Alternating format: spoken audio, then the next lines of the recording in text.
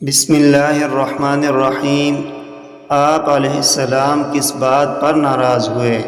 زکوٰۃ ضرور ادا کریں۔ حضرت ابو حمید ساعدی رضی اللہ عنہ بیان کرتے ہیں، نبی صلی اللہ علیہ وسلم نے ازد قبیلے کے ابن لتبیہ نامی شخص کو صدقات وصول کرنے پر مامور فرمایا۔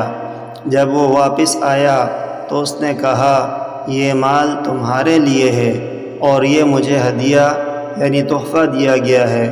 یہ سن کر نبی صلی اللہ علیہ وسلم نے خطبہ ارشاد فرمایا تو اللہ کی حمد و ثنا بیان کی، پھر فرمایا، اما بعد، میں تم میں سے کچھ آدمیوں کو ان امور پر جو اللہ نے میرے سپرد کیے ہیں مامور کرتا ہوں، تو ان میں سے کوئی آ کر کہتا ہے یہ مال تمہارے لیے ہے اور یہ ہدیہ ہے جو مجھے دیا گیا ہے، وہ اپنے والد یا اپنی والدہ کے گھر کیوں نہ بیٹھا رہا اور وہ دیکھتا کہ آیا اسے ہدیہ یعنی تحفہ ملتا ہے یا نہیں۔